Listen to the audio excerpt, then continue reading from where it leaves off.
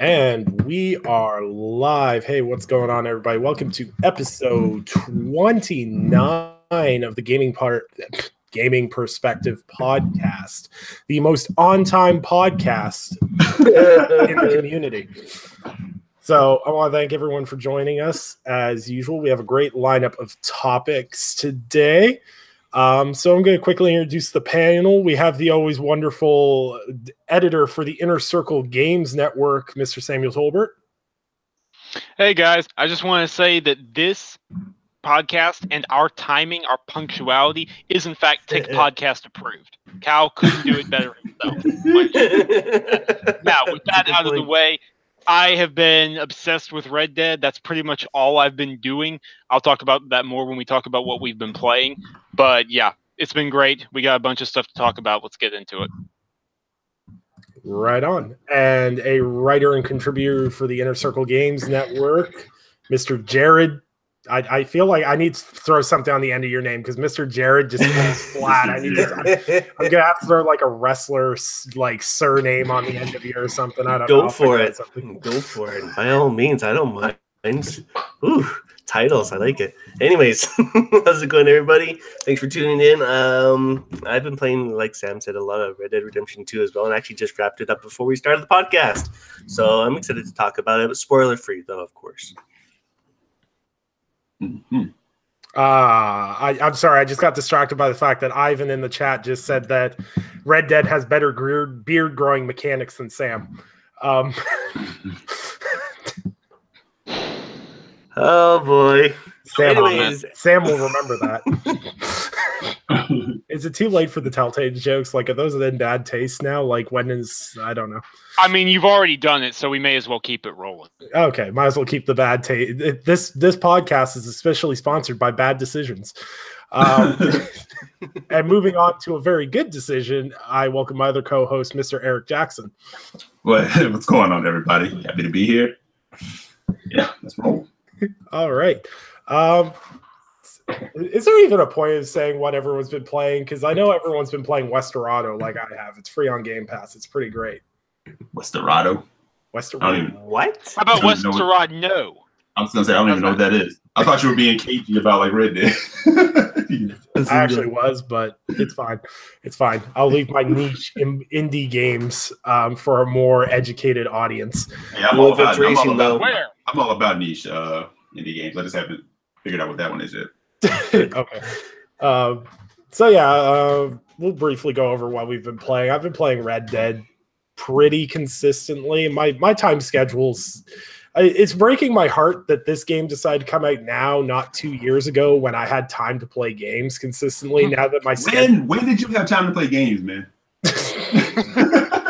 I'm in awe of you, man, because it's like you have like one more child than I do. You work way more hours than I do. You also have a wife like I do, and I'm like, how the hell does he get like all this gamer score, knocking all these games? I can barely get through one game. Yeah, no kidding. Eric, is this the kind of stuff that keeps you up at night and you just fume like, how? How's it happening? I've been on that for 6 weeks. The secret is to never sleep. There you go. He has cases of Red Bull hidden around the corner of his desk. He has like 15 flats stacked up to the ceiling. That's all he got. 2 4s of it. Yeah, see?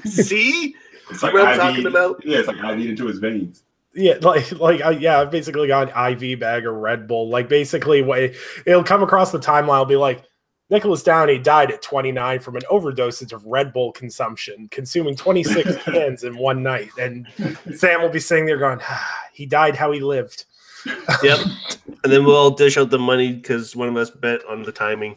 Oh, God. You guys have a dead me pool? Of course you would. Does that make Deadpool? The Deadpool. No, you're not good enough for that one. Sorry. Oh. Yeah, you mean like the tier C cut? That's like tier A. Oh. Yeah. Sorry, bud. I'm a tier C Marvel villain? That's terrible. Yeah. Oh, crazy. Wow, man. I might as well be like Condiment Man or whatever it is from the DC universe. Oh, God. All It's right. basically saying you're like Toad from X-Men. Hey, Toad's like B tier. Toad's B tier. Think so, man? I don't know. I think he's B tier. What have I started? What? Oh boy. Anyways, back on track to what we were. Okay, so yeah, I've been playing Red Dead. I've finally got into the meat and potatoes of the game, as in I'm doing story missions, I'm doing side activities. This is the first game where I'm having a hard time figuring out what the actual side content is, because it just flows so naturally, because even in the side content, I'm interested in the characters involved in the side content. Which is troublesome when it comes to time restrictions. This has been the first Rockstar game. I'm just going to say this quickly because I don't want to dwell too much on Red Dead because we talked about it for an hour last podcast. But this is the first Rockstar game where I felt they developed actual characters. And what I mean by this is Rockstar has made some really unforgettable characters like Trevor Phillips and like from GTA 5 and like, you know, all these different characters made over the years. But they're always so far from GTA 3. Yeah. They've always made these over the top unbelievable characters. But they've made probably the biggest cast of believable, relatable characters as a whole with this game. Like all like the gangs, like, you know, it's pretty standard Western style, but there's all these characters are relatable in some way. And it's amazing how, because last week I went on a rampage about how I would never consider Red Dead Redemption 2 an RPG. How'd that last you? About 10 hours into the game. Yeah. And I take that back because basically how you do side missions and how you complete story missions completely craft who Arthur Morgan is. Like your Arthur Morgan won't be the same as your friend's Arthur Morgan. And I became so attached to Arthur Morgan as a character, honestly. And I'm at the point where like, I can't divulge. I can't say I know because you finished it and I'm very far behind you. What Red Dead Redemption 2 has taught me is I'm a terrible person. So it took Red Dead Redemption 2 to tell you that? Listen. So I was riding along and this guy's like, "Hey, boy, I bet I can outshoot you." And I was like, "Oh, okay." So I thought it was a duel and he wanted to shoot like milk bottles or something off a ledge. You shot him? Yeah. Oh my god. So like shooting him off. He's like, he turns around. He's like, "I bet you can't shoot that good." And I shot him with the double barrel shotgun and blew him away. Stole his money and stole his horse. So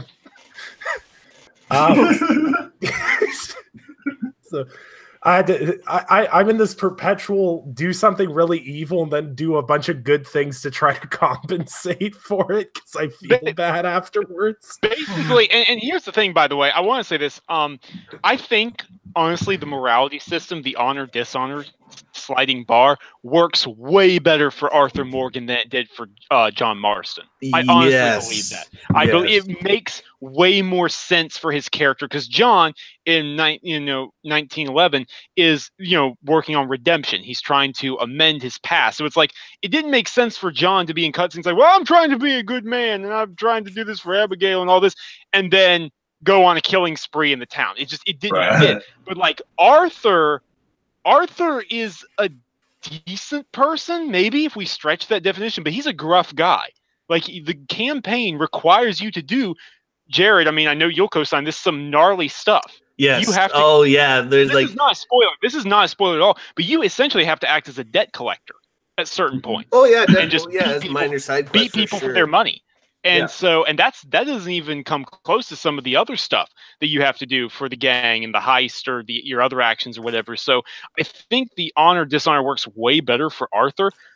But look, all respect to Roger Clark. He's the Irish American actor, the voice actor for Arthur. He did an amazing job. Arthur, I was concerned he was going to be a bland protagonist before the game actually came out. And I have been blown away. 50 hours in, and I do not want this to end for a countless myriad thousands of reasons, but number one being Arthur is an incredible character. He really is. He's a flawed character, but he's a strong guy, but he doesn't want to express his true emotions about things. So by the way, be sure you're checking his journal. You need to be reading the journal entries because they give you an idea.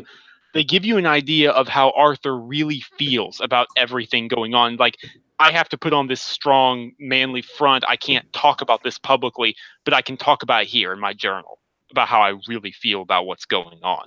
And so, yeah, it's been incredible. It's been absolutely incredible. Mm-hmm. Yeah, and like I really haven't even like I'm still in chapter 2, so I'm like way behind everyone else, and I know I'll be way behind everyone else in that regard. But no, I'm still there's pretty early in the something game. with this game, like most open world games, I'll crash through the main story, and then I'll clean up side content afterwards. There's been nights where I get home, I get about an hour and a half to play games when I get off work before I go to bed, after I take care of my kids and everything else.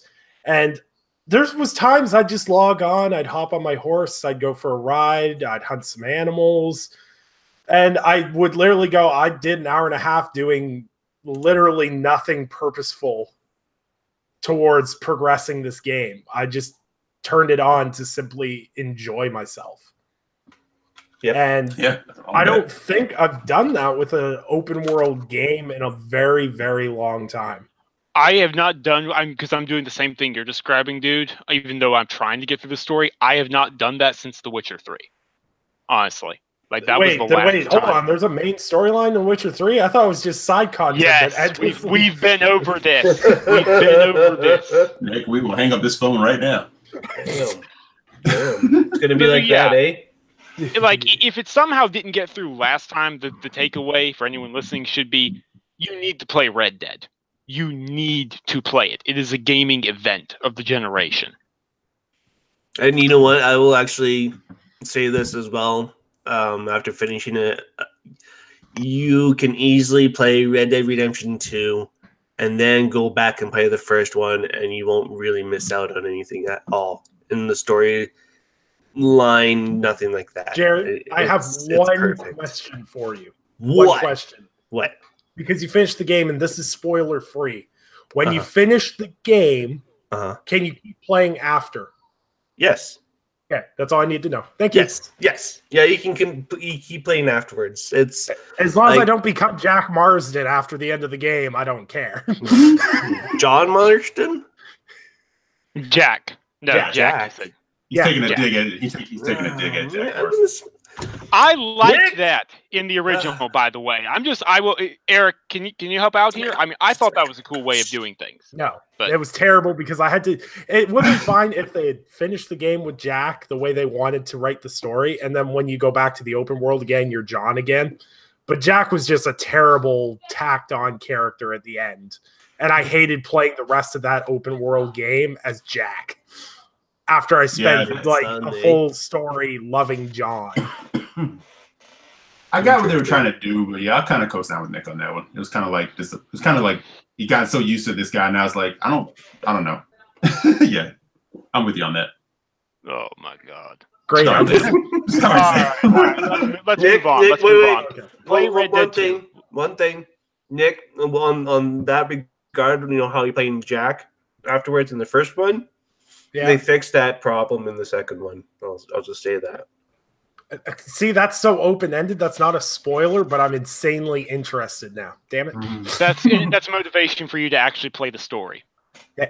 Actually, you know what? I've actually been enjoying the story because unlike most Rockstar games where you have like a very driven, straightforward goal, doing all the different side quests for the gang really fills out the story really well. And it really gives you depth to everything. They really make you care about all the side characters, which makes me really scared for the mid and the last point of the game because I'm like, they're making me love all these people. Who the hell are they going to kill?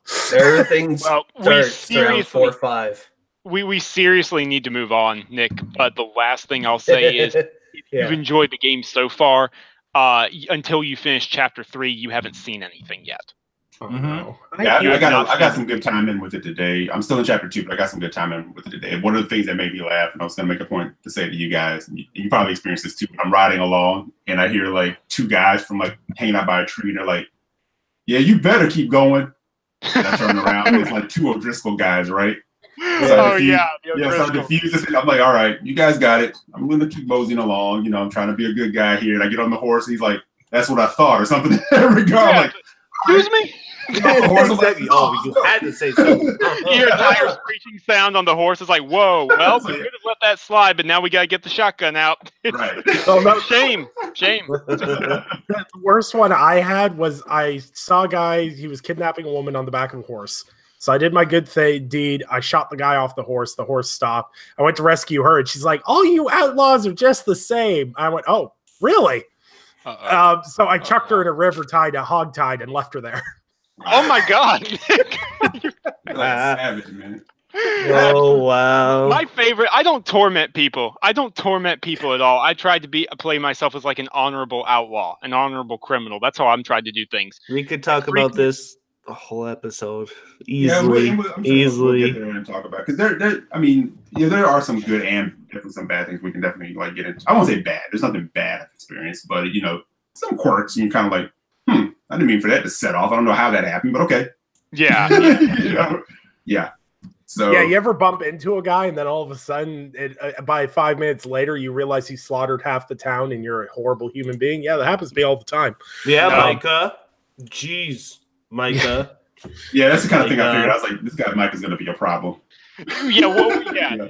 Seriously. You don't know half of it. So, okay. We're going to move on because... Please. Other than that, I've been playing. I was in Destiny. The guys will tell you I was in Destiny 2 this week. Yeah. I got an obsessive compulsive component of it.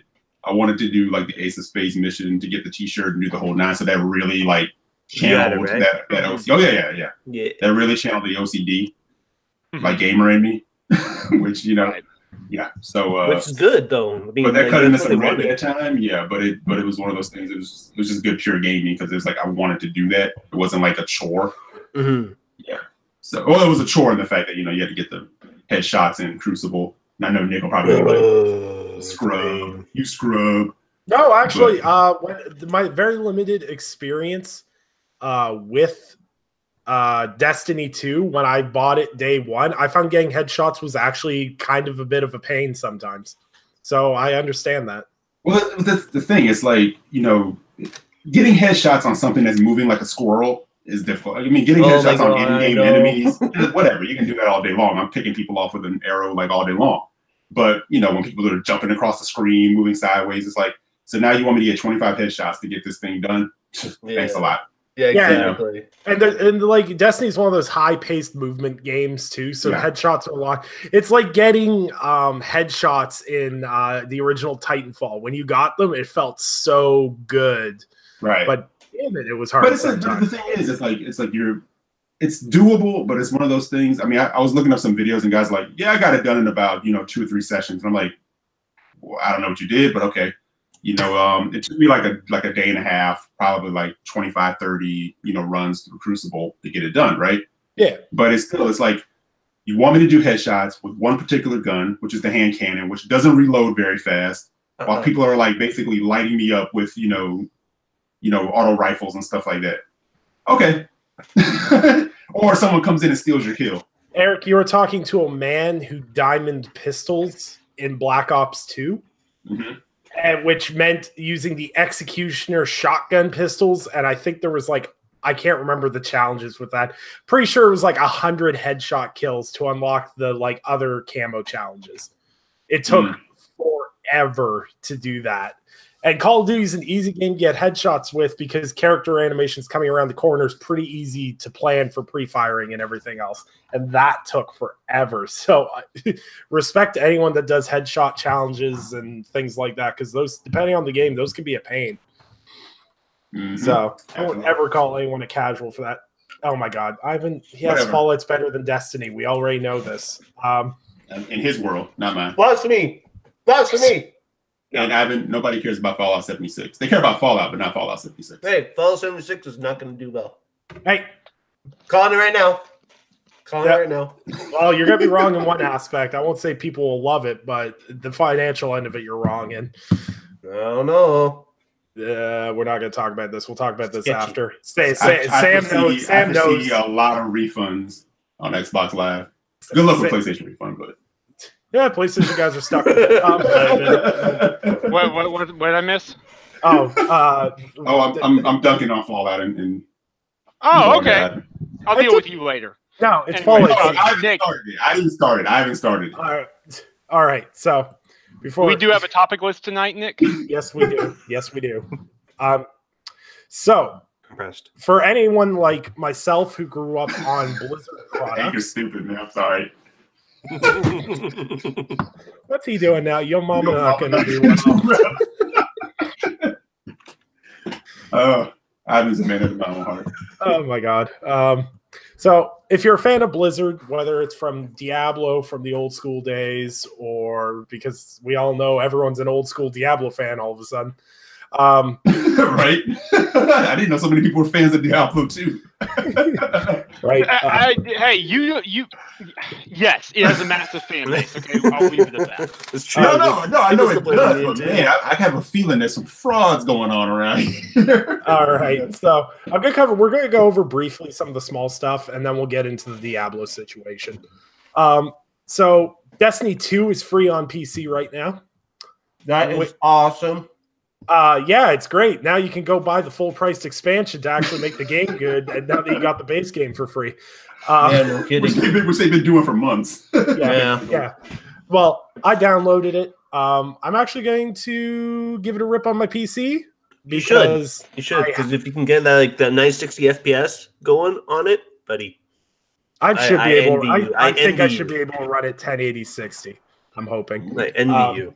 It doesn't really matter for me because like Destiny 2 on PC, like I don't have a lot. Like I know some people that play it on PC, but once I'm done Red Dead, get Hitman 2 done, and Fallout 76 review all chopped up, I'm going to jump in Destiny 2 with you guys. I installed it today. I'm going to play through the main game and get myself to I'm not going to obviously get to your guys' level in no time, but I'm obviously going to grind myself up a little bit before hopping in, but I'm excited to dive into Destiny 2 and see what it's about now. It didn't really hook me when the game first came out, but I know they've been working hard at changing that. So interested to see what content they have with the new expansion and everything else. So it's cool to see the PC players get that. So if you're a PC gamer, you have until November 18th, I believe, to log into Battle.net and get it for free, and you own it forever. I'm actually doing that right now. Yeah. Overwatch got a new character, Ashe, who does not look broken and overpowered at all. Anchor, you're going to have to DM me because we need to talk about this and nerd out on Overwatch again for a bit. He's actually done with Overwatch. He's told me.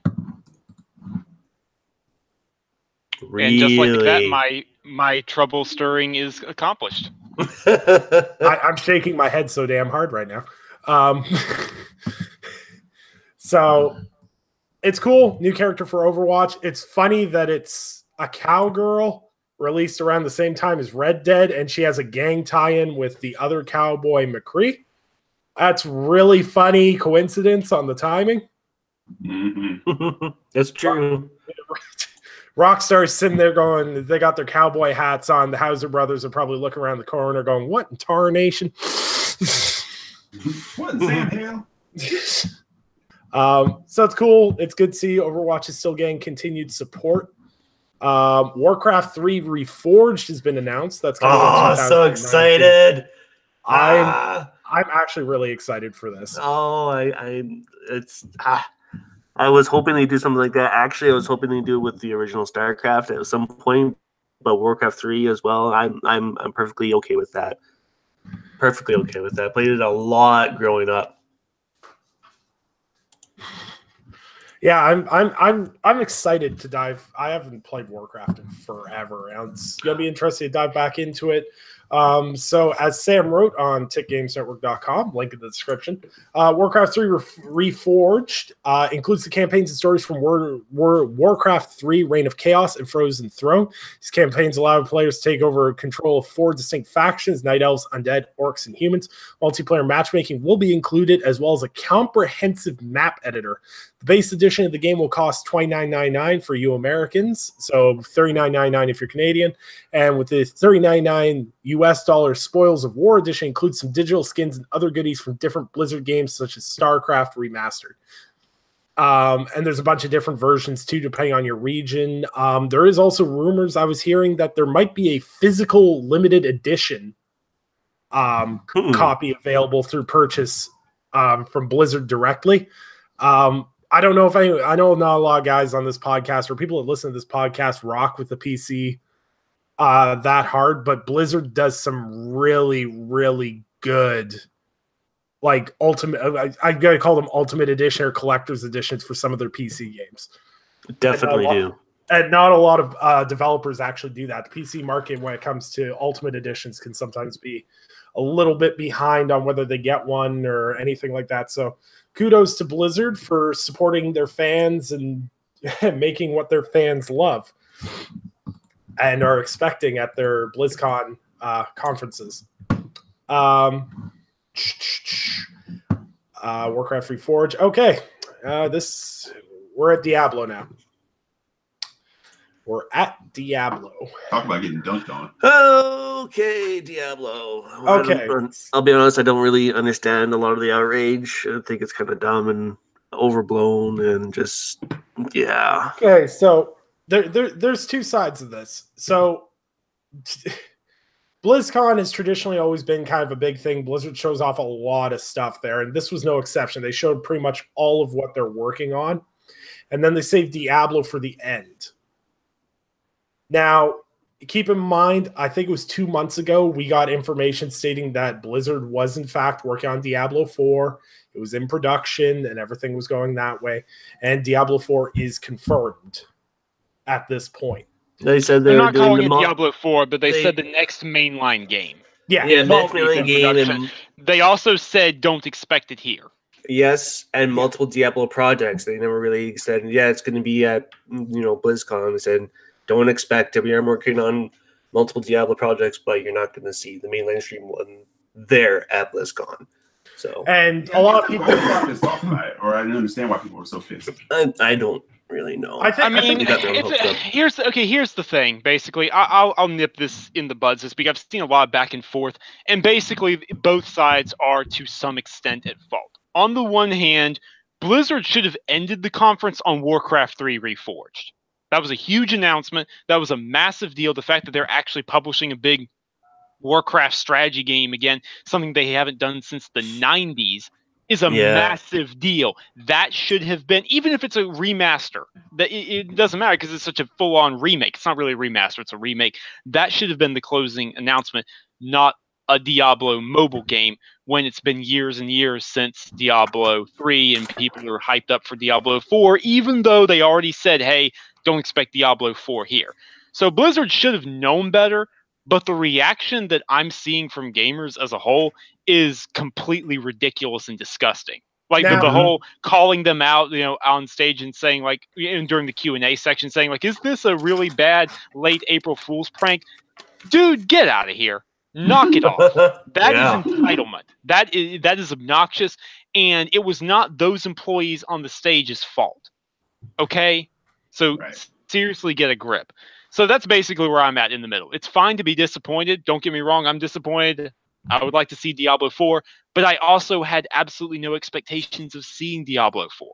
See, the biggest problem I don't think anything else needs to be said about it other than that. But the thing is this is why I called people making expectations where the developer did not make those expectations. Because we all know they said the next mainline Diablo game's in the works, and we're going to have more Diablo-based projects, but don't expect the new Diablo game at BlizzCon. That's fine. That's pretty crystal clear when you look at it on paper. Blizzard traditionally will always lie in regards to what's going to be at BlizzCon, what won't make it BlizzCon. They've done some sneaky stuff. So people were like, okay, maybe we will see the mainline Diablo game. People always do that assumption. You say it's not going to be there. People will be like, oh, but will that mean it's there? That's fine. That happens. But the thing is when I saw this post on Reset Eras where this started, is people sat there and went, what are the other Diablo projects? Instead of thinking, well, everybody's making a mobile game now, maybe that's what's coming. People immediately thought that, oh, Blizzard's got to be doing a remaster of Diablo 2. That's the only logical step. No. And then Reset Era started saying this, and then one or two insiders were like, I heard that's Diablo 2 remastered. Just because they saw it flowing around and they thought they might get some clout for saying it's happening. So everyone went into this expecting a Diablo 2 remake, and they got a mobile game. Now, I don't think people look at mobile games the way they... This is going to be really hard to explain and not sound like a dick. Basically, what I say... Mobile games traditionally have been a pay-to-win system. That's what we've grown to know since the entering of the mobile gaming market. It's generally pay-to-win, microtransaction heavy. That's how mobile games make money. Correct? Anyone going to disagree there? Nope. The thing is that these big publishers that are trying to push mobile games now, Elder Scrolls Blades, Diablo now. These companies have unique opportunities that everyone expects pay-to-win games on the mobile market. If they manage to market those games well and they don't have pay-to-win microtransactions, people are like, hey, Diablo on mobile is actually pretty cool. There's no pay-to-win aspects, and it's just pretty fun, and it's pretty good on the go. People might go, oh, okay. And then you start getting casuals that get into the game because, oh, I played Diablo on my phone. Oh, I can play it on my Xbox, PC, PlayStation, Switch, toaster. Awesome. Basically, yeah. Everywhere you go, it's there. Yeah, and that's really what I think these mobile games are I feel that's what Bethesda is trying to do with Blades. Is I feel like they're trying to get the casual cell phone gaming market to get interested in Elder Scrolls 6. That's what I really believe. But in order for these publishers, they have to shed that pay-to-win mantra that mobile games have pushed. People need to find a better way of monetizing mobile games other than pay-to-win microtransactions. Even if you did skins, like Diablo would be an easy game to have skins, just superficial skins that don't affect your actual core gameplay, and be able to monetize it that way and get people to pay for that versus actual gameplay affecting microtransactions. Right. Well, I think. Sorry, go ahead, Nick. Just to wrap up what I'm saying, I think Blizzard has a unique opportunity. If they do this right, they could have a real hit on their hands. But they've got to do it right. That's the key thing, because you have to prove all the naysayers wrong. And the main thing that came away from BlizzCon is they said, yes, this is a mobile game that is set out with a different company. They're literally not spending any of Blizzard's resources besides some money on this. There's still the full team working on the next mainline Diablo game. It's not actually made by Blizzard Entertainment themselves, not their studios? I don't know details on the next project. I haven't... The Diablo mobile. Yeah, it's I thought it was as far as I'm aware, it's outsourced. Yeah. As far as I'm aware, is outsourced. I can find out a little bit more if you give me some time to Google that. Oh, yeah. But I'm pretty sure it is being outsourced to a developer, NetEase. Yeah, that's who I thought it was. Chinese mobile developer NetEase. That's who I thought. Yeah. Okay. And there is one other thing, by the way, I wanted to address. I think Jason Schreier on Twitter had a very good point about this. There's a bit of a difference between how EA and Blizzard have announced a mobile game this year and how Xbox and Bethesda announced a mobile game this year. Okay. And the difference is EA was like, oh, hey, we've got mobile Command and Conquer, which is a complete insult to, the RTS series of Command and Conquer games. And, Blizzard was like, here, this is the ending event. This is the grand finale of BlizzCon, Diablo Immortal. It's a mobile game. On the other hand, Xbox did have Gears Pop. And don't get me wrong, that got widely laughed at. But they immediately followed it up with, okay, here's Gears Tactics and Gears 5. And we're addressing things you want. We're giving you different things from the series. Bethesda had Elder Scrolls Blades announced, but they also announced Starfield and Elder Scrolls 6. Xbox and Bethesda tempered people with, hey, yes, this is a thing, but we're still doing the thing you love and the thing you want over here on the hardcore. EA and Blizzard didn't. And I think that's a big differentiating factor. I agree. I think this should have been what they should have done. I'm pretty sure Jez Gordon said this on Twitter too. What they should have done is they should have done the Diablo mobile game announcement somewhere in the middle of BlizzCon, then followed it up with the War. Do something that's going to make your fans go, eh, and then hit them with something they're going to love. Yeah, that would have worked. Yeah, and I know, Jared, you're a big Blizzard fan as a whole, are you not? Huge Blizzard fan. I'm a huge Blizzard fan. I've been a fan of their products since StarCraft came out. Nice. Yeah, I just want to throw a couple of my opinions out there. Sure. I want to give Blizzard a little bit of benefit of the doubt on this one, because let's take a look back at their history with their games and their new IPs and the new games that they've launched over the past recent years. How many of them have failed? Yeah. No. None.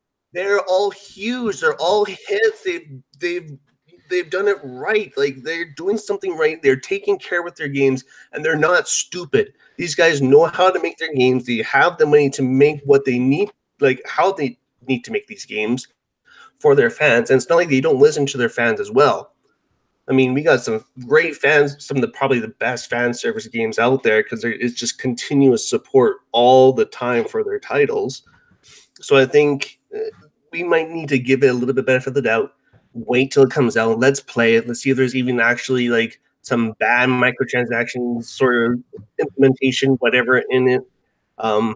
As long as it's cosmetic sort of thing and it's a decent story and it plays well, I think it'll be very suitable for mobile, and I don't think it'll be another huge hit for them. Well, yeah, people are acting like this is the first Blizzard project that's ever like got on mobile. Everyone forgets that Hearthstone is massive. Yeah. Hearthstone is the card game series thing. Yeah, all card game. Hearthstone started, and Hearthstone is still the biggest one. Elder Scrolls, what was it? Elder Scrolls Tactics. Legends. Elder Scrolls Legends has gotten pretty big as well. Don't get me wrong, and Gwent is pretty big now. Which, by the way, Gwent is fully released. I know, Eric, you and I were talking about that, but it did finally release as beta. It got the campaign and everything, which is Thronebreaker, which is really cool.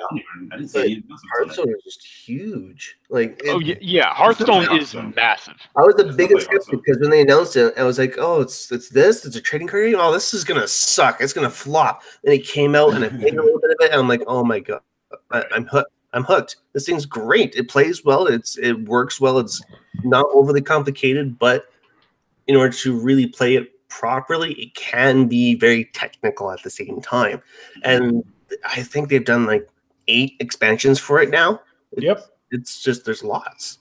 Well, see, the thing is I've always said this, is Blizzard is a very unique company, and even after Activision bought them, the Blizzard is this really unique company where if you look at any genre game, for the most part, they have a top performer in that genre. Like, you talk top-down dungeon crawlers, Diablo is the one. You talk about team-based hero shooters, it's Overwatch. Some people might argue Team Fortress 2 if you're an OG, but I think Team Fortress is finally beginning to wane. Don't get me wrong, Team Fortress was massive, but I think I think its days are finally numbered. And the thing about how many years later. Yeah. That's no failing on the game's behalf. It had like time and age, you know? Yeah. Mm-hmm. Yeah, and like Overwatch is dominated, Hearthstone's huge, Heroes of the Storm, World of Warcraft. Like, when it comes to crafting games, Blizzard takes its sweet time because they know you can see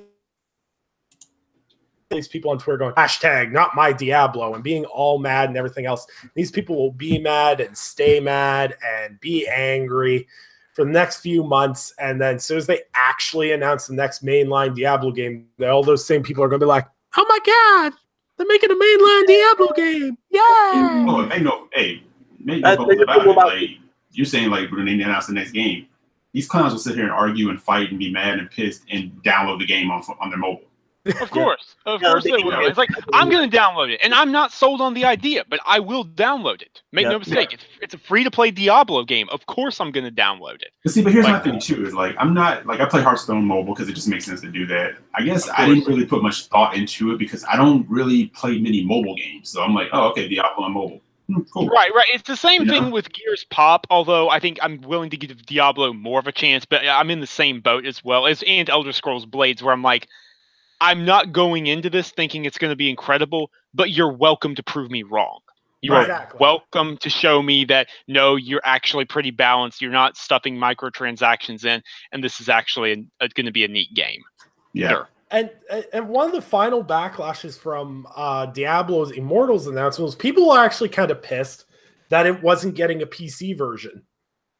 Mm-hmm. And to give people kind of a context, is that was part of the reason Bethesda didn't get so much backlash for Blades, because they're like, this is a mobile game, it's a full-fledged Elder Scrolls style adventure, and it's also coming to other platforms. You're gonna be able to play that game on your PlayStation, your Xbox, your PC.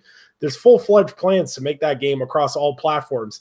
And Bethesda's main idea with it is because for Bethesda products now, you use a Bethesda.net account to track all your progress with those games. Their big plan with Blades is that, so if Eric's commuting home, however Eric gets home, if he drives, I hope you're not playing a mobile game. Yeah, I'm at the light. Gotta get this in.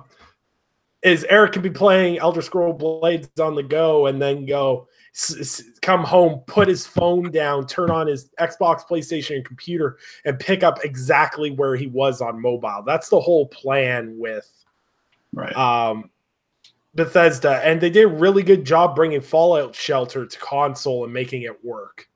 So I'm kind of interested to see what they can do with it. I think Blizzard should try to put this on platforms, because people have proven time and time again, especially with the success Fallout Shelter found on console, that bringing some of these games over isn't a bad idea depending on the game.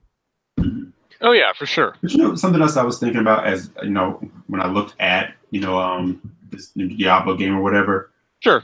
I thought of other mobile games. They won't work for all of them, but I'm kind of thinking, in a world where we have Bluetooth connectivity and controllers, like the Xbox controller, why not have both? Why not have touch controls and an option to use a controller where somebody can sit with their iPad or their Surface, or even set their iPhone up? Phones are big enough with screens now where you can do that.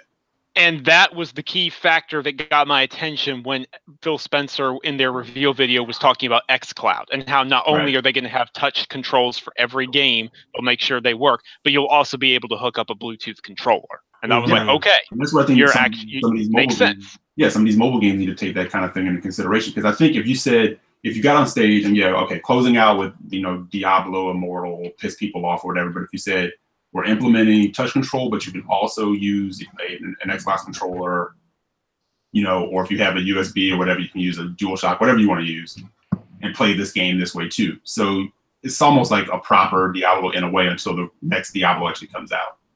I mean, at the same time, you can still play like, Diablo 3 if you so choose, but if you really want to rock on this game, why not give the option? And that may have in some way kind of make people feel better about it. Yeah, for sure. And I think there was a lot of things that Blizzard did wrong on their end in regards to where this announcement was. Wrapping up BlizzCon with this was a mistake. Mm-hmm. Yeah. Again, they should have put this in the middle, and they should have ended on Warcraft 3 Reforged. Yeah. No question about it. That was the bigger announcement by far. Yeah, and they should have closed out on that.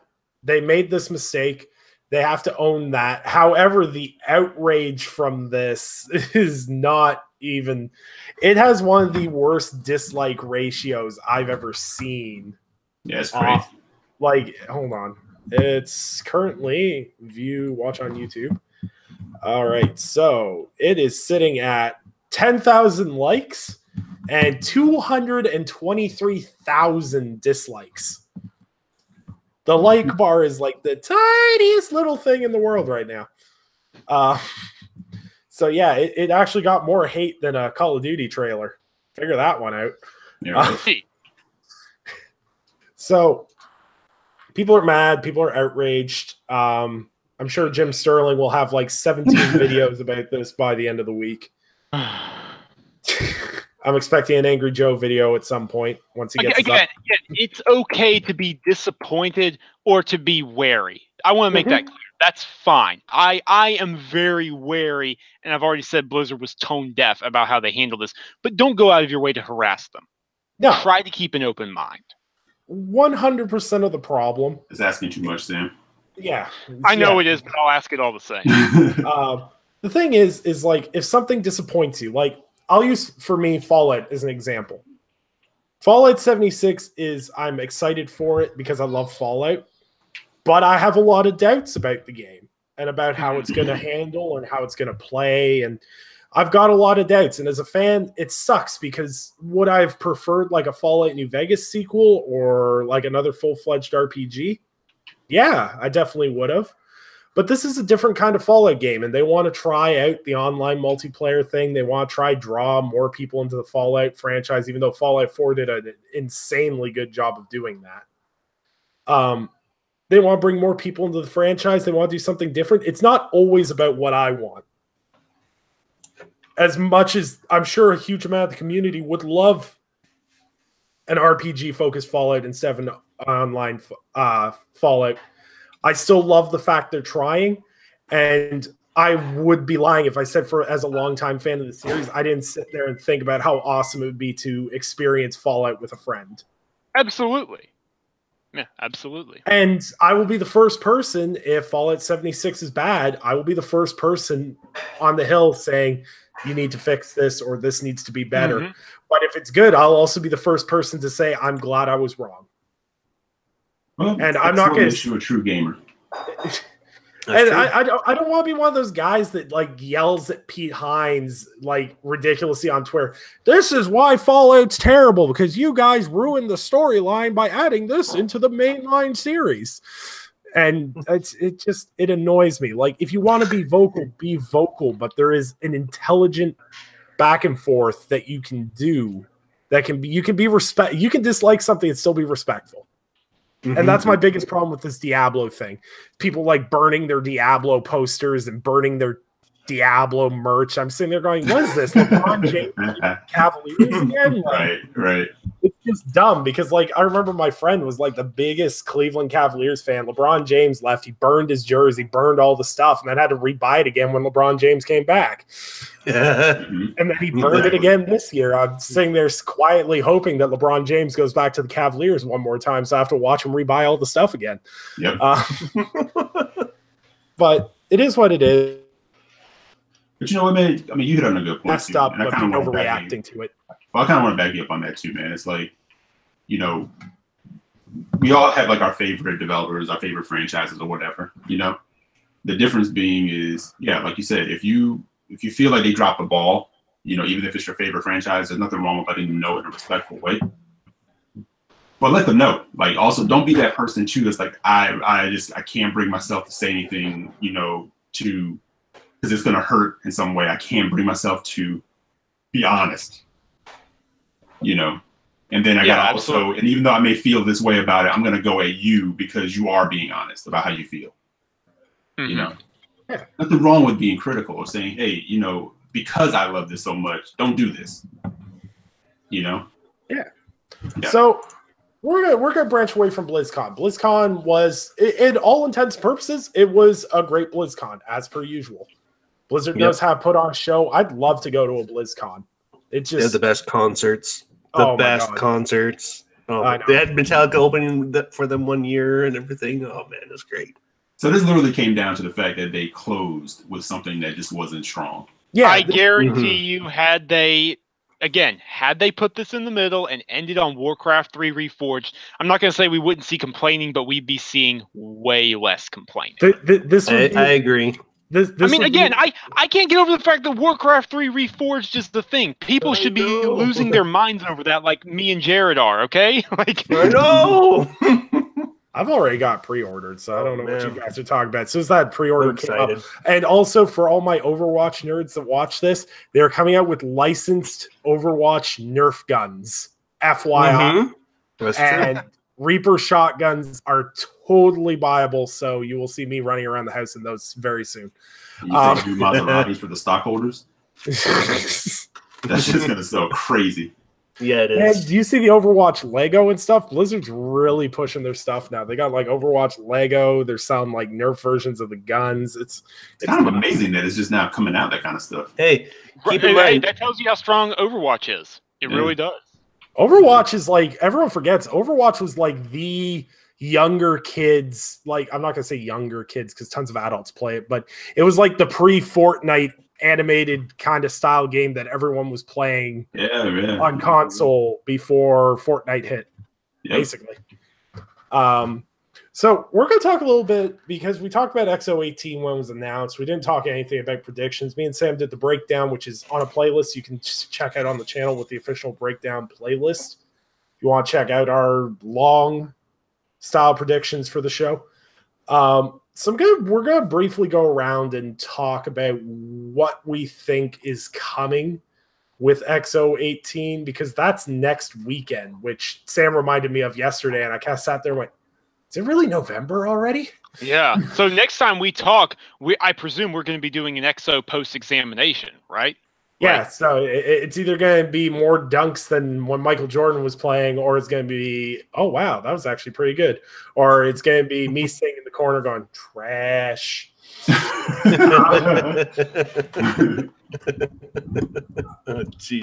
Or again, W keep in the corner, even if it wasn't that great. Like, I don't know. I thought it was pretty fantastic.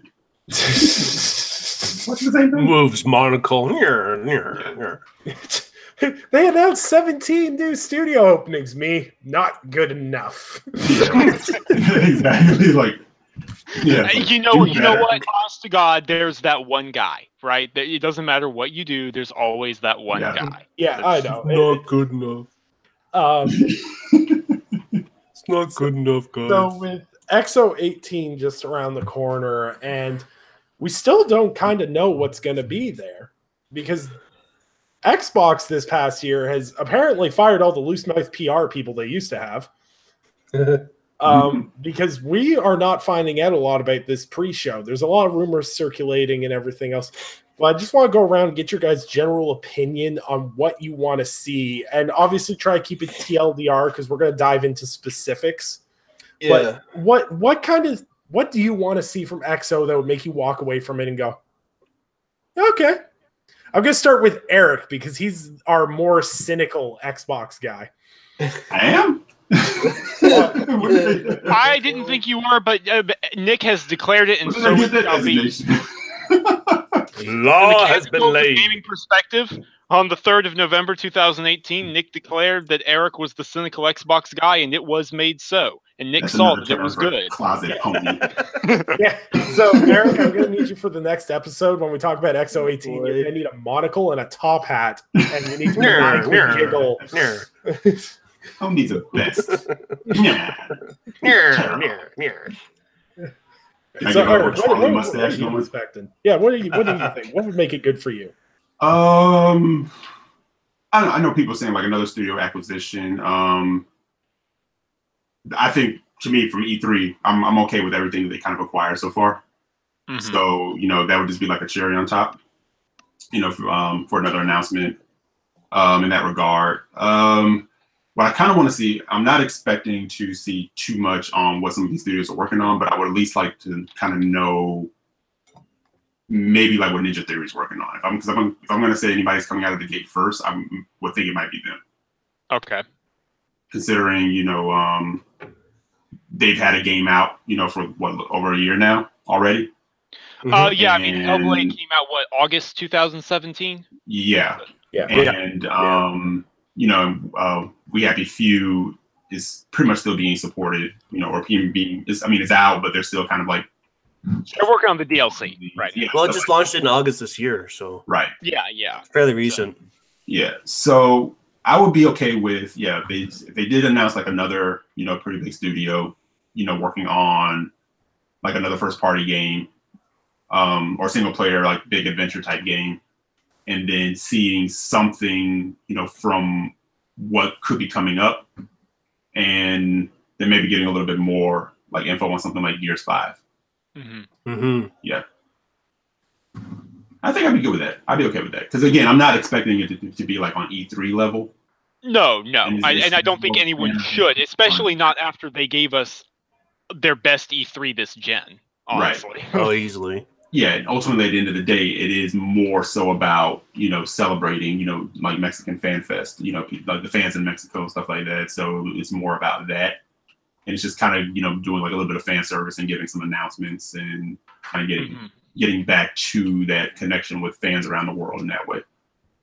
So I mean, it's not one of those things I'm not going into with expectations, wait till E3. It's nothing like that, because after E3, they kind of answered a lot of the things I wanted them to answer. So I'm good. So anything at this point, I'm not going to come out of like, man, that fucking suck. Yeah. So I'm good. I mean, if they had like a weak E3, I'd probably have more pressure on them. Right, of course. With this thing, like, what are you going to do? What are you going to disappoint me with this time? So that's kind of where I stand on it. Yeah, that's fair. And that's a very fair way of looking at things, I think. Jared, do you have any thoughts? I do. I guess for me, what I would like to see coming out of XO, I would like to see maybe one more studio acquisition announcement, one new game announcement, some more details on Gears 5, Halo Infinite, and maybe I guess it would go along with the game announcement, but a tease for whatever Playground's working on, and then on top of the one game announcement. Outside of that, maybe show some minor things, not too much, but that would make me kind of happy. Even if I didn't get all of that, I'd still be pretty happy with just more information on what's coming up over the next year. Oh yeah, Halo Infinite. I'd like to see some more on that. But also, I don't think we'll see more on that. I'm sorry, I'm going to nip that one in the bud right here. I don't think we would, but I would like to. I know, I would like to. I would like a lot of things. It's just such a core Xbox franchise, right? It almost would feel right if we got a little bit more information at X018, but at the same time, I don't think we should be getting ourselves hyped up for it in general. Like, of all their games that are announced, it's easily the furthest out.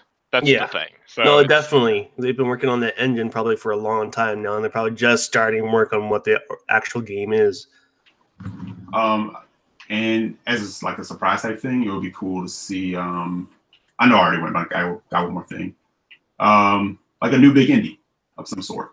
Like if it was like that'd be nice. Yeah, I'd like to actually see them whip out The Last Night that they wowed us with at E3 2017. Oh please! Yes, that was an incredible looking game, and then it dropped off the face of the earth. So they had that whole PR incident with the whole. I know. I wasn't going to bring that up. Well, we got the Game Pass announcements, secret announcements coming up too, which will probably be below an Ashen. For one. That's another good point Jared makes, that they are going to be announcing a second wave of Game Pass games, and Ashen, you know what?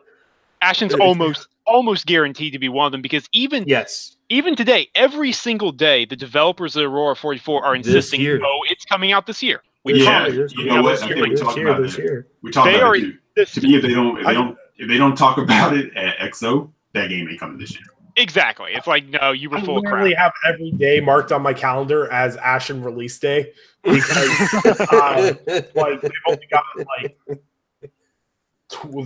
40, 50 days to get the game out. So straight up to December. I mean, if it's not November, it's got to be December for it to hit this year. But yeah, do you mind, Jared? Did you get everything you wanted to say, or do you mind if I go? Or go for it, bud. I think I'll just co-sign what you guys said, and I'll give a short version of what Nick and I talked about in our big breakdown episode. I think it's going to be a lot of information about stuff we already know about. Like, here is Crackdown 3 in all its glory, and God knows what's going to happen there. But, I mean, I'll say this, Clobril, if you're listening, if you listen to this, I hope you're right, man, because I see your excitement for that game. I see how much you think it's going to be awesome, and it's like, I want to believe that. I really do. I want it to be not just the destruction, the power of the cloud and all that. Yeah, it's cool that they got it working, but more importantly than that, just be a great game. I really want to see that. So I'm hoping we see that. I'm hoping we see some Gears 5 stuff. We'll absolutely see some Ori and the Will of the Wisp stuff, maybe even a release date for Ori. Would be really nice, because Ori, the Will of the Wisp, looks amazing, and it somehow controls even better. Game Pass, like you guys talked about, Obsidian, maybe someone in addition to Obsidian joining, the keyboard and mouse stuff. They have, even if a lot of it isn't OMG, Megaton, surprise, like that is quality stuff. That's bigger than your average PSX. So it's like, That's fine. That's a lot of good content for them to go over, and again, just celebrate gaming and make their fan base happy. I think that'll be good. Yeah, Megaton would be a nice surprise, but quality right. That's like the expectation. Like there should be some quality stuff. But yeah, I wouldn't. If you go in looking for the Megaton, announcement, you might be setting yourself up for go in looking for fun and looking for information about stuff. Like the only thing I'll say is if there is a Megaton, if there is, it's either whatever Ninja Theory is working on or them admitting that Playground is working on Fable. It's one of the two. If they do end with a Megaton, it'll be one of those two because they can't hide it forever. And those two, I think, regardless of which one is first up, I think those two are the first up. I'll be honest, I'm favoring Ninja Theory because, cool, Fable's cool and all, but Ninja Theory really impressed me with Hellblade. So I'm like, please show me what you're doing next because I know whatever you do next, you're gonna try and completely outdo yourself in what you did with Hellblade. And if you do that, holy crap, settle in. You guys know where I am with Ninja Theory stuff. Oh man, it's finally gonna announce that Enslaved is back from Pat. Hey, that would actually be really good, actually. That'd be nice to see at XO. I knew that was like the one thing Eric wants. Eric's like looking at the DC games list like, y'all better put that in there. I'm going to talk briefly about stuff that I want to see. There's like small things I really want to see that wouldn't necessarily change how Xbox is doing things, but they're just small things that are like close to me. I'd like to see Microsoft either announce either that they're acquiring or they're financially backing for their next project, Studio MDHR. Yeah. I agree. I don't necessarily think every studio needs to be bought that works with you a lot, but I truly believe that Studio MDHR deserves secure financial backing. And whether they find it with Microsoft or someone else, I will cheer no matter what it is, because that was an amazing studio that put out an amazing game that went through hell to make an amazing game. Yeah. And it really lit polished up too. Yeah, and it lit up a very dark 2017 in the Xbox lineup and did a really great job. And it was the one game nobody could hate on. Yeah, no, I never said. I never saw anyone. It was the same thing with Ori is another one. Those are the two games that can't be hated. Well, you know what? Forza Horizon 4 and 3, I would throw them in there as well. Yeah, no, as a general, I get what you guys are saying. I get what you're saying. Yeah, but like those are really, really polished and well-built games. I'd love to see Studio MDHR because they're going to be there because there's Cuphead DLC, which was a really cool small thing they did at E3, and I was just kind of like, that's a game I never expected to get DLC for. And it's one of those games where I'm like, okay, that's cool. That's a game that I never expected DLC for, but it's nice. Mm-hmm. And they're adding new characters and all sorts of stuff. It's awesome. Whether they do a Cuphead sequel or decide to do something completely different, I don't know. I just want them to. I want some spotlight for Studio MDHR. Even if they brought Ninja Theory out and they brought Studio MDHR out to talk about how it'd be a good PR move for Xbox to talk about how Microsoft helped get them from dark financial places like Ninja Theory after Hellblade looked at closing its doors, and Cuphead would never have come out without Microsoft's funding. I think it'd be a good PR move considering they have such a bad PR for how they treat their studios and developers and everything else. Well, not only that, Nick, but it would also be a great move considering I'm sorry, Eric, were you saying something? I think I got it. No, I was just agreeing with Nick. Okay. Yeah, I think it would be a great move when you consider how many studios have we lost in the last 12 months? How many game devs have lost their jobs? Way too many. The list keeps on growing at a disturbing rate. So Microsoft coming out there and taking a very approach about how they are very pro-developer and how they're working with people and how they rescued certain developers from financial oblivion, that is going to earn them an insane amount of goodwill if they were to take that approach. Mm-hmm. Yeah, for sure. And that would be a good way for them to segue into talking about if they did acquire Obsidian, because Obsidian was also facing financial closure and they managed to supposedly might have picked them up. So seeing Cuphead developers, see them get acquired, maybe them if they segue that into Obsidian being acquired and joining the Microsoft Studios team, that's awesome. We're going to see Crackdown 3. And Sam brought up Clubriel because this man has been tweeting about Crackdown 3 and has actually made me interested in Crackdown 3. Other than the That's fact not an that, easy task. That's not an easy task at all. yeah, because Sam knows what my hype level is for Crackdown 3. The only thing I'm excited for in Crackdown 3 is the fact that I get to play Terry Crews. And and screech boom every time I blow something up. Yeah, I mean, my level for Crackdown 3 is definitely like weighing to the point like I didn't even think to mention it when you asked me what I was looking forward to. Yeah, exactly. So they've got to knock it out of the park. This is do or die for Crackdown 3. That could be your pleasant surprise. Yeah. Like, what if Crackdown 3 actually ends up being a fantastic game? That's what Jared Petty said. Hey guys, what if Crackdown 3 is actually good? And see, I was sitting there on Twitter and I sat there and went, what if Crackdown 3 is good? There's like 100 tweet jokes I've got to delete now. Like, I'm like, damn. That like if Crackdown 3 launches and it's an actual amazing game and it reviews well and it sells well, I'm gonna be sitting in the back going, I was wrong. I'd like to see Crackdown 3. I think they either need to show it in whatever state it may be in, as far as that goes. Now, everyone remembers there was a leak last week that there will be a new Microsoft Studio game announcement. There was? What leak was this?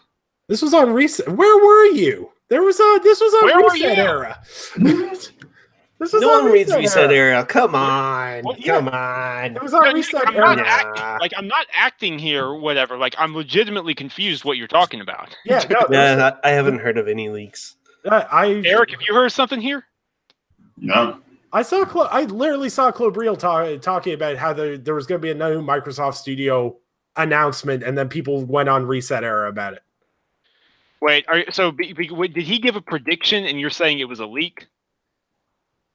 I don't know, but I read on Reset era it was a leak. But if it was him making a prediction and someone took that as a leak and ran with it, regardless, I think there will be a new Microsoft Studio game announcement. Mm-hmm. It will be Fable. Because technically that's not been announced, so technically they can get away with saying it's a new game announcement because we haven't officially announced it.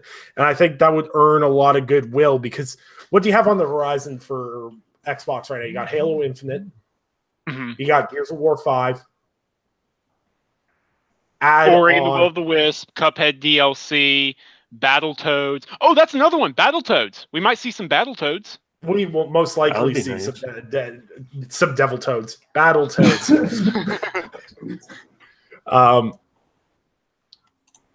Yeah, I just think that they've got a good opportunity here. And I think to really knock it out of the park with X018, I think if they do have not a demo, but gameplay or in-engine footage, if they wrap X018 with a Fable announcement with game footage that looks good, that's a good way to finish it off. That would legitimately be a megaton. Mm-hmm.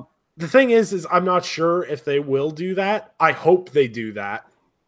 I'm not saying that's what's going to happen because it might not. It's after all, they have said keep your expectations in check. I keep my expectations in check. Not really. But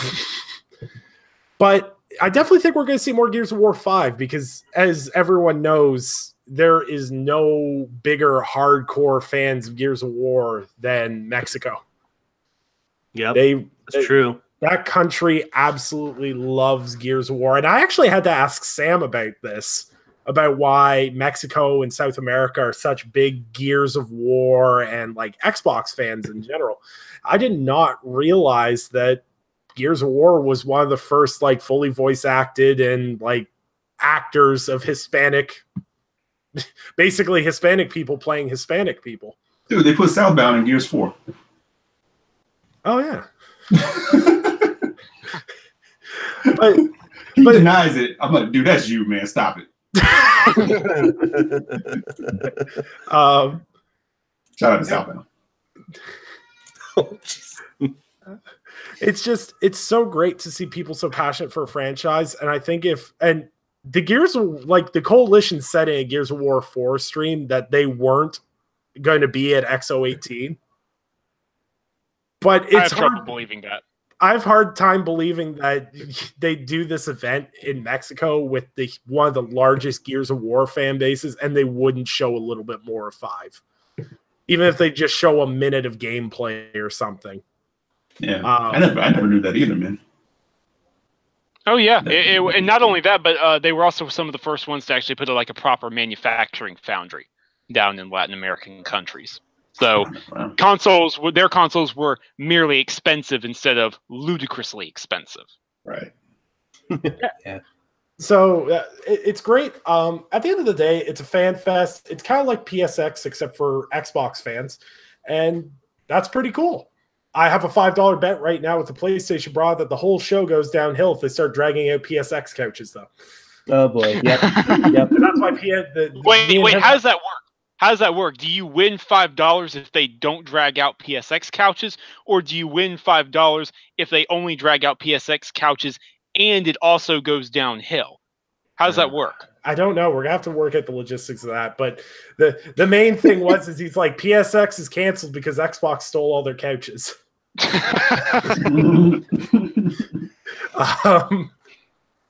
All those teraflop cushions. Wow. Jeez. Oh wow! No, I think it's going to be a great event for Xbox fans. They get to see more about the stuff.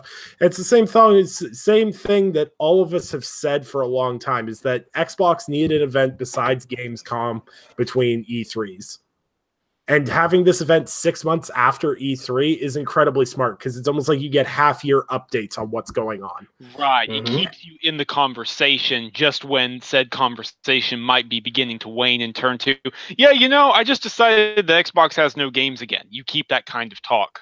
Yeah, and I think inside Xbox doing small announcements, doing medium-sized announcements for X018, and then doing your big announcements at E3. I think that's a really smart game plan going forward for them, and they'll avoid some of the social media backlash they've gotten in the past from it.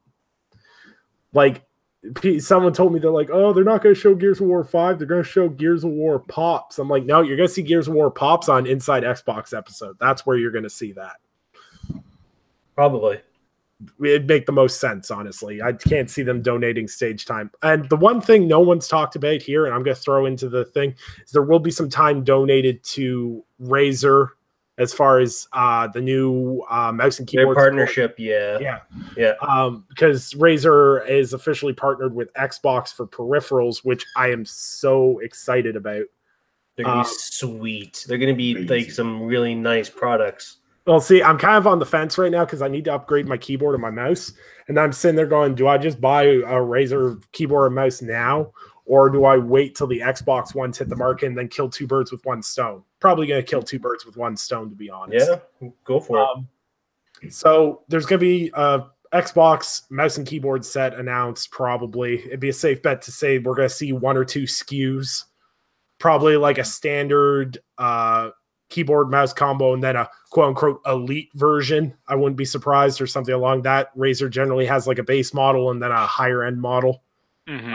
That's typically how they debut their hardware. I think we're going to see some of the games. I've got a little bit of a wish list of games that I'd like to see come to mouse and keyboard support. Obviously, things like Gears Tactics, Warhammer, Frostpunk. That's on my list. Yeah, Frostpunk would be amazing. What's that one game? Just downloaded it on Steam. 1 versus a Billion. So that's called. I can't remember. Another RTS style game. RTS genre and God damn it, get Age of Empires Definitive Edition on Xbox already. That would be nice. That'd be nice. As a whole, though, I think mouse and keyboard support is going to be good for Xbox, and they need to donate a little bit more time to that to explain it. Because there's a lot of misconceptions about how mouse and keyboard support is going to work, and like people are kind of nervous about, I'm going to hop into a lobby and there's going to be people using mouse and keyboard. That's up to the developers, not Xbox. Though. It happens all the time because people are using XIM inputs like crazy now. The sales for those has gone through the roof. And if you play Blackout, PUBG, or Fortnite, you know who's using an XIM mouse and keyboard input. So is it going to support like wireless mouse and keyboard? Because I think the other issue is, a lot of people their setup is like across the room, Well, I don't think you're going to see a wired keyboard because I'm pretty sure like I use a wired keyboard. I always have, but I'm pretty sure Razer has some of the best wireless keyboards as well. Mm-hmm. So I don't think they have any wireless keyboards, but they do have wireless mice. But still, all the peripherals are very high quality. So I wouldn't be surprised if you see a combination of Bluetooth with their peripherals for Xbox, and specifically because they know everybody's usually a couch player or a chair player sort of thing, right? Yeah. They're not sitting at a desktop, they're sitting at the couch. So they'll make something that is viable to be able to play and sit on the couch with and feel comfortable with. So you might not get the whole full keyboard thing. You'll get like their Nostromo, which is a little hand keypad thing, that sort of thing that you might be able to use for console. But I think you'll definitely see something mixed between the Nostromo and a regular keyboard. That'll be comfortable to have on your lap. That will also be able to have a mouse pad on it as well. Yeah, I think I'm going to do an NPD prediction for the first time in my life. And Sam may not cringe at this one. I think accessory hardware, which has been up astronomically this year, it's up something like 100+% this year over last year because of Fortnite. I think you're going to see those hardware numbers push even higher with this, because not only are they going to sell you a mouse and a keyboard, they're also going to sell you something to have it on your lap as well, or things like that. You also have the fact that with this Xbox partnership, that's not to say there's going to be Xbox branded headsets that we're going to see as well. Mm-hmm. Oh, and probably. Razer makes great Xbox headsets as it is, but if you get some like Xbox branded headsets from Razer, people will eat that up. Like mouse and keyboard support isn't going to be like this huge thing for a lot of people. I'm more interested not necessarily in playing like my usual shooters with it, except maybe Doom. Doom would be amazing with mouse and keyboard. But I just looking at more games that could come to the console. And that's where my focus is as well. Absolutely.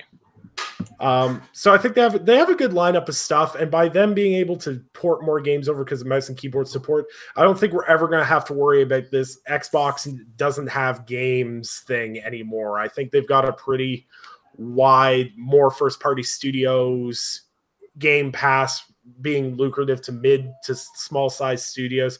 I think they've got a pretty good handle on what to do going forward. I think they've definitely made some smart decisions. We will see more next week, which you'll see our reactions to whatever happens next week. So that should be really interesting. Yeah, Saturday. So you can't let the meme die. You got to just throw it in there.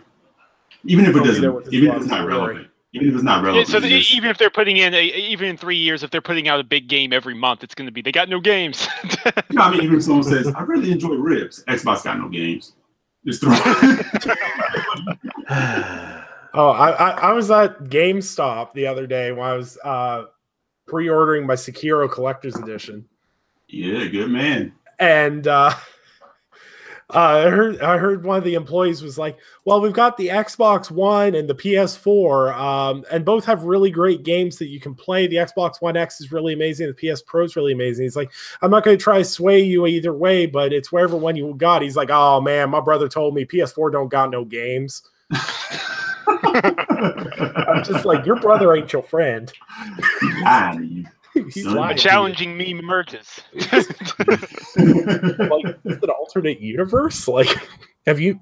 I literally wanted to tell him go make a Twitter.com account and like right. Program.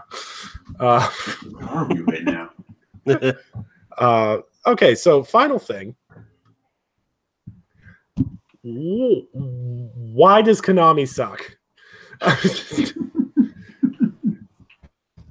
This is really a two-part thing, because part of me wants to shake Konami's hand, and the other part of me wants to slap them. I'm more about slapping them, man. Barricade here, lock myself in, and I'm just gonna let you guys have fun with Konami. Colin Moore already summed it up like perfectly the other day because he just said he just watched the first season, right? He goes, how is it that a company like Konami signed off on something so beautiful and completely understands the world of Castlevania, but they can do nothing with the game? I don't know. There's no reason that this franchise should not be huge. Colin Moriarty nailed it when he made that Twitter post. Dude, I finished both seasons. You finished season 2 yet? Yeah, last night. Okay, I finished it too. Cool. The three of us are on the same page. Guys, I stand by my statement that those 2 seasons are better than the games it's based on. Yep. I legitimately believe I've that. never The played the game, animation, so the voice acting, the quality, the music, the stylized elements, it's the mature, dark themes. It's incredible. Yeah, I like how adult oriented it was. Like that's something that's sorely missed in this day and age. Something cared just for the adults and not, well, let's try to make it as family friendly as possible. Because it's like, you know what? Sometimes that just ruins it. You got to go for the nitty gritty kind of. If it's meant to be that way, make it that way. If people don't like it, suck it up. Don't freaking watch it. Let the other people who are going to enjoy it, and shut up. Exactly. They even dropped more F-bombs this season than the first season. Oh yeah, they did. And not only that, the gore. The gore was ramped up, which was already no joke. And even like the crude jokes and stuff like that. And it's like, yeah, that's cool. I like it. It is a very appropriately dark themed show, and it knows its audience. It knows it's got an adult audience, so go for it. Yeah. So what you're telling fans. What you're telling me is this show knows its audience, just like Konami knows its audience, right? Yeah. No. I was like, that's not that well. No, not really. Close. Konami, no, wait, not even close. Is like, man, it's like they don't even realize like they made games. It's like for them, it's just they have like blinders on. It's like we have fans and the gymnasium and the gymnasiums and all that stuff and pachinko machines, and we're good. It's like we know we have some of the most storied franchises in all of gaming, but hey, I talked about this on the last podcast where I got really mad because I saw a tweet from a Konami account and they're like, introducing Pyramid Head. I was like, oh my God. And then they're like, coming to Metal Gear Survive via our loot box system. I'm like, how about the fact that they developed, like they upgraded like Fox Engine for pachinko? The Fox engine will never be used. The incredible technical achievement of the Fox engine will never be used for anything other than Metal Gear Solid 5, both the prologue and the full game, and pachinko. Yeah. I'm pretty sure that could be classified as a war crime. There's got to be a way to do it.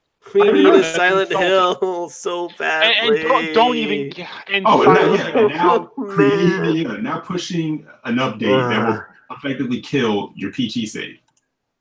Yeah. So in fairness, that is being heavily debated right now. The jury is out. I'm not going to say one thing one way or another because some people have been proven to be saying that it's false, but other people are still making compelling cases it's happening. So for full fairness, we don't actually know that's happening. But I think the problem is that it's very believable. It's totally a Konami thing to do. That's the problem. That is the problem, and it sucks that it is the problem.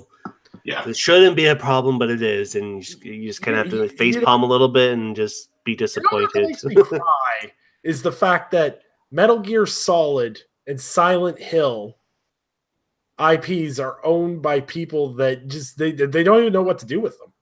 Nope. Like I'm literally sitting there, and my best dreams when I go to bed is that the Fox engine gets rented out to Ubisoft to make a Splinter Cell game. Oh my God. That'll be like me saying, all right, let's get Ninja Theory or Microsoft to buy the Silent Hill IP so Ninja Theory can make the next Silent Hill. Yeah. No, like that would actually kind of work. That would work pretty well. I mean, we're hoping because there's we're hoping. But the fact that, the Castlevania Netflix show has a huge following. So a lot of times when you see numbers, and it kind of seems like to be what Konami wants. They don't want to take a risk. Mm-hmm. They want to see very much like you're all on board. And I don't know how much that takes. And it seems like obviously they're definitely feeling it about the Netflix show, right? Right, Yeah. right. I mean, the fact that we got the PS4 remaster of Rondo of Blood and Symphony of the Night, which Right. that was big, and then and they haven't taken Symphony of the Night away from Xbox, by the way. That's still available. Right. It's backward compatible, so you can still play Symphony of the Night there. Right. And the which fact that they kills made the all whole those anti-consumer argument that people were trying to make about it. right, you know. right.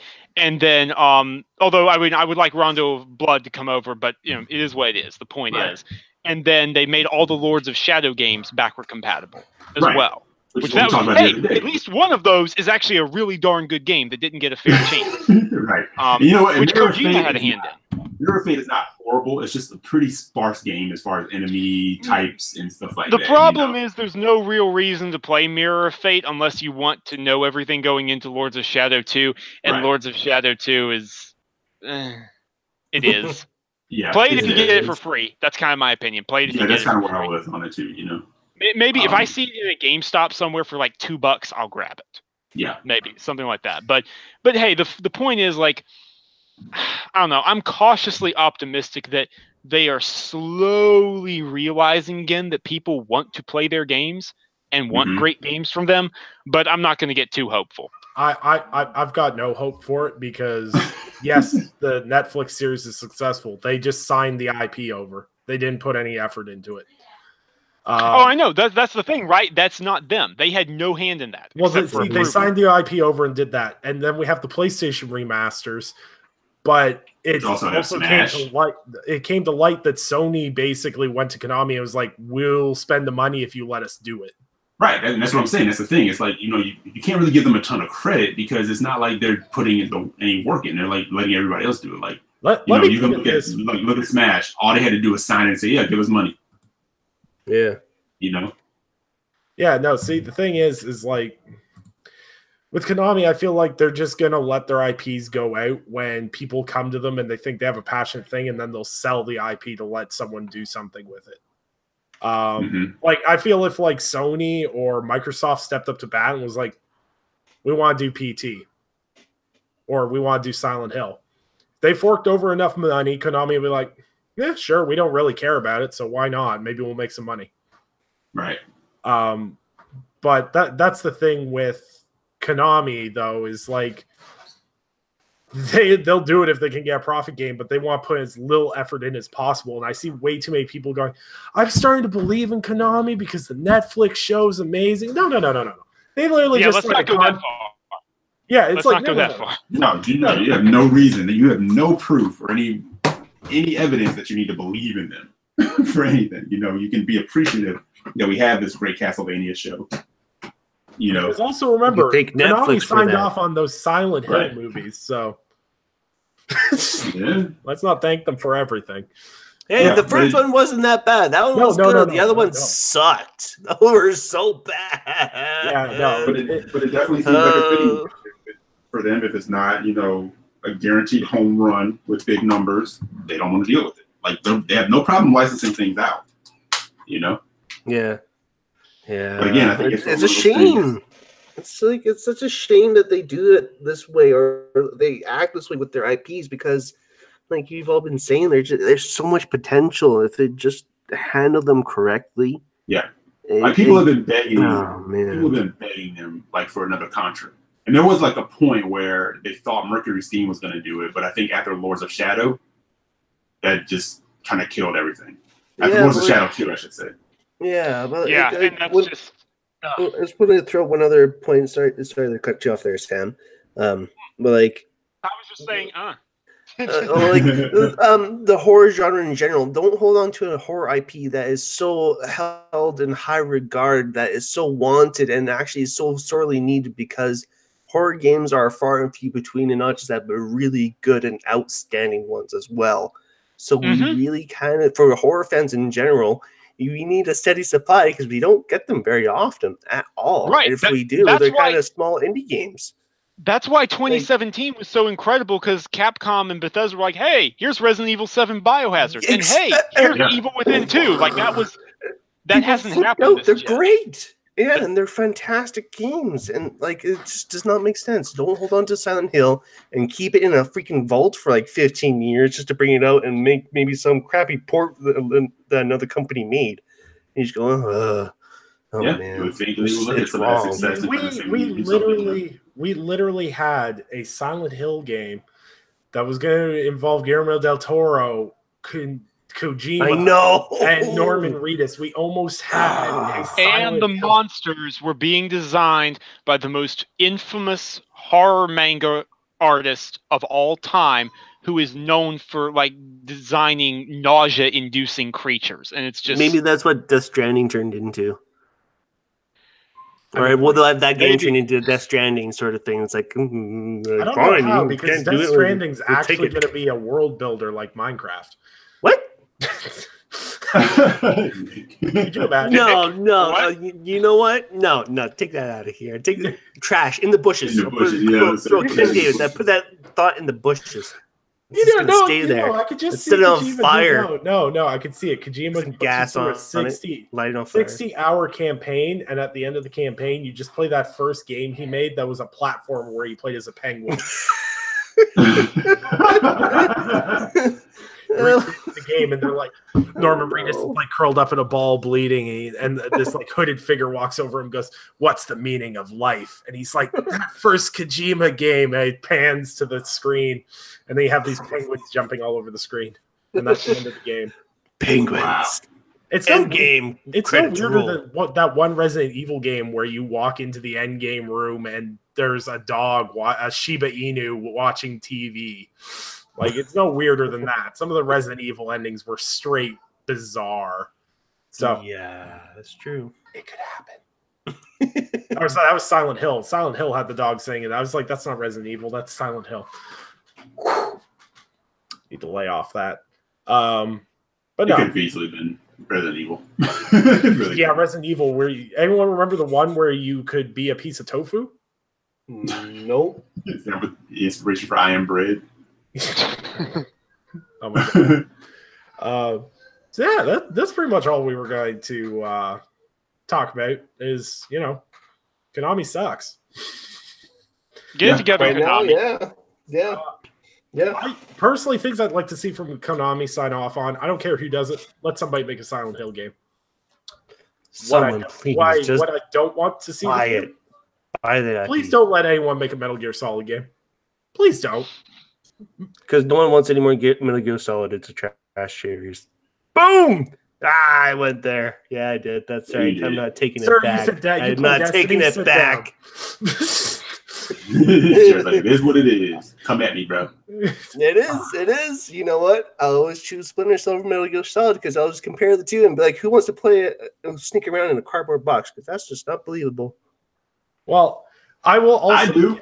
I will give. Oh, look, a cardboard box. Dead. Oh, all right. Yeah. Good to I go. will give I will give Splinter Cell the edge in the fact that their controls were a lot more intuitive. There's something learning a different feeling controller layout with every Metal Gear game. I went back and started playing the collection because it became backwards compatible.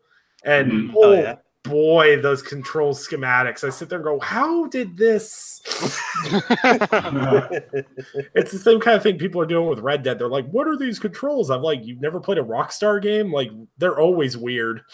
Yeah, I know. That's what I thought I saw too. I'm like, really, No, guys? no, Like, in Red didn't you Dead's remember defense, GTA 5? In Red Dead's defense, they are cramming in a ton of lot. different things to take account for. Yes, I'm that's just true. saying, they have to account for a ton of different possibilities for how you're going to interact with people, how you're going to handle your weapons and things like that. I get the complaints, but I think the complaints are a bit overblown in regards to controls. But I agree. Yeah, That's I just my agree too. Everyone's like, oh, well, take off the auto aim and see how you like it. I'm like, okay. Start playing it. Actually started doing better without the auto aim. Yep, actually, yeah, mine's off too. Yeah, it took a bit. It's weird having weighty controls. Like, if you play this game and then go play something else, it doesn't feel right. For the first like 10 minutes, you're sitting there like flicking your stick, and your character's like. Meanwhile, with like Arthur Morgan, you flick the stick to the right, he smokes a cigarette, and then like slowly turns to the right and looks at you like, "Why are you doing this to me?" But no, yeah, that's it. That was a Gaming Perspective podcast. The no BS episode. Nothing really dramatic happened. I didn't troll anyone too hard. Jared didn't say anything too outrageous. And No, Sam So you has, agree with me, Metal Gear Solid's trash. and Sam hasn't put his palm through his forehead yet. So. It's a daily struggle. Just remember, Sam. He resists every No one really cares about minute. Perfect Dark. It's all about Banjo-Kazooie. Excuse me? Ouch. Thank you. Excuse me? Thank you. Yeah, that was Tick Podcast. Cal's words were, no one really knows Perfect Dark except for Rare Replay, and Banjo is on the same level as Mario 64. Well, I was trying to have a good day, but here we are. The first thing I imagined when I heard him say that, and I love Cal, like mad respect for the guy, but the first thing I thought of was that Drake meme where he's like, no, and it's like a picture of like the Perfect Dark series cover, and then one where it's like, and it's goddamn Banjo-Kazooie. That's the first thing I thought of. Oh no. I immediately wanted to commission someone on Twitter to make a picture of Cal running through the field towards Banjo-Kazooie. There were so many memes I wanted to make out of that. Lady in red. Now, Chariot to Fire with the symbol. Oh, great. Oh, yeah, that's been the Gaming Perspective podcast, a official affiliate of the Inner Circle until after Cal hears this episode. So thanks for tuning into our Saturday night episode. I will do quick outros for everybody in the panel. Mr. Sam Tolbert. Yeah, so you can find me on Twitter at Samuel Tolbert. That's Tolbert. Obviously, Red Dead has taken up a ton of my time right now, but if you're new to the game and you're having some trouble with it, check out my beginner's guide. It has a lot of little helpful tips and tidbits that you might find useful. I'm working on some other stuff as well as a full review once I finish the story mode, hopefully in the next couple of days. Nick is working on a couple of videos as well. I'll let him talk about those. But yeah, just come check us out on tickgamesnetwork.com. We're covering everything. Right on. And Jared? Well, you can also find me on Twitter at RageVirus_X or on TickGamesNetwork.com, writing up some stuff. And I got my weekly recap coming out tomorrow. I'll be working on it tonight. So check that out when you can. And everybody else's stuff at Tick Games Network. Right on. And Eric? Yeah, you can find me Wednesday night on Brat Podcast and on Twitter channel EC Jackson with an X. And that's it. Been fun. And if you really love games, DM Eric. Talk to Derek in DMs versus trying to add him on Twitter. You'll have a very, very interesting conversation filled with a lot of GIFs. Remind him of how Bethesda Game Studios titles are incredible and have been monumental in moving open world forward. He'll appreciate it. You're just full of roaches. It's like swinging a butter knife. Yeah, exactly. Jeez. That butter knife life. Got butter knife. Oh, the first time I read that, I cried because it hurt me on an emotional level. Because all I could think of was back when I played Skyrim for the first time on 360, and I thought the animations were so good. Well, that was steak knife.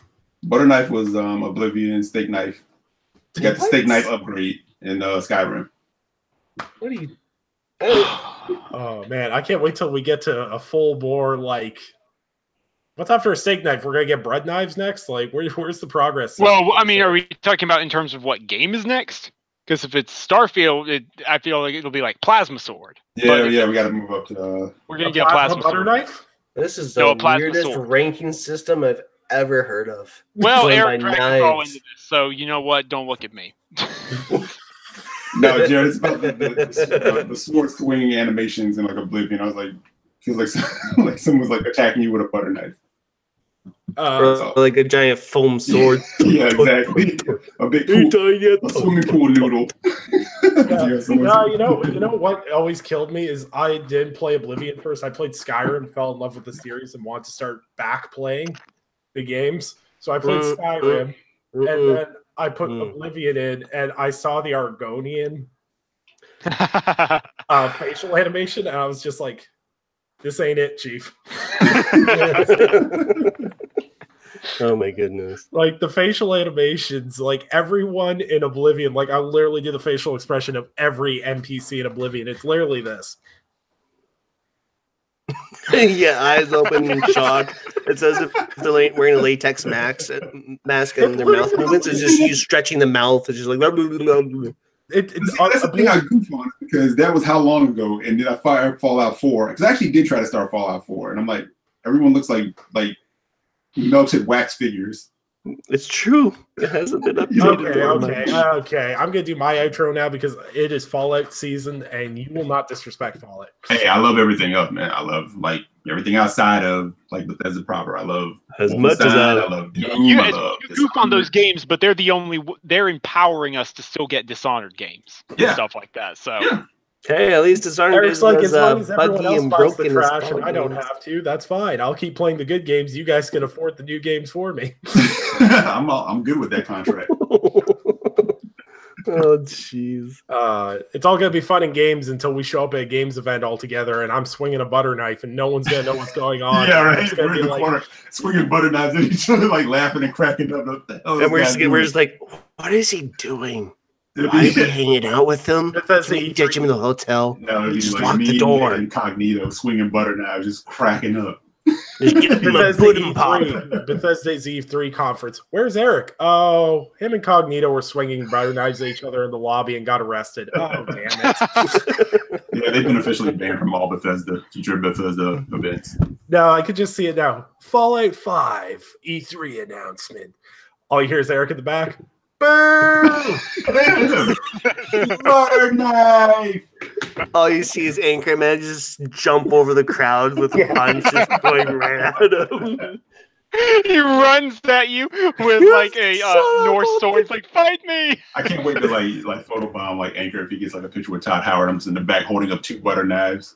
like I'm air traffic controlling them. You know? Okay, that's now a life goal for me. No joke. Yes. I need that to happen now. Absolutely. Because you know what would be great about that? It gets posted to Twitter, and we're the only ones that get it. Everyone else can be like, "What are these fools up to?" No, that's what I'm going to do is when I get off the plane for E3, I'm literally just going to post on Twitter. It's literally going to be me at the airport, like restaurant with a plastic knife going, I'm ready for that. I'm ready for the Elder Scrolls announcement. Just tag Eric in. No one's going to understand the joke. But I know wherever Eric is, he's going to die for a good solid 2 minutes. I'm thinking of finding like a Skyrim screen of like the inventory and just putting like butter knives and steak knives and like the weapon slots in the inventory. Again, a joke that only we will get. It'll be so hilarious to put it out. I'm who I am. You're on my channel. If you don't know who I am, I don't know why you're here. If you come here frequently and you haven't hit the subscribe button, then your mama don't love you. They were told they were punching pie. I just had that lot tonight, actually. That was really good. This Gaming Perspective podcast. I'm on Undead 3XVI. There will be Red Dead videos most of this week on the channel. Some helpful guides on some stuff that Sam told me I should go do, and I was absolutely horrified with the outcome. And some funny things I found in Red Dead and everything else. So lots of cool stuff that way. Sam's working on some more stuff for the site. Keep checking back on my YouTube. It's going to start getting really active, and I appreciate the support that we've gotten so far. I'll also start streaming this week because my work schedule is finally quieted down to where I'm getting home at a reasonable hour. So I'm going to start streaming some stuff. Friday night is going to be Hitman night. I've got the collector's edition on lock. I'm getting it 4 days early. So if you want to see Hitman 2, stop by and watch me on Mixers. I'm going to start diving into that game for my review Friday night. Nice. And yeah, that's everything from me. Thanks for tuning into the Gaming Perspective podcast. I can't say the best podcast on a Saturday because that's really awkward for Sam's next 2 hours. Zing! All right, anyways. All right, so the best podcast that comes on between 8:15 and 8:30 every Saturday. Thank you guys for tuning in, and we will see you guys all next week after we talk about whatever disaster or great things come from X018.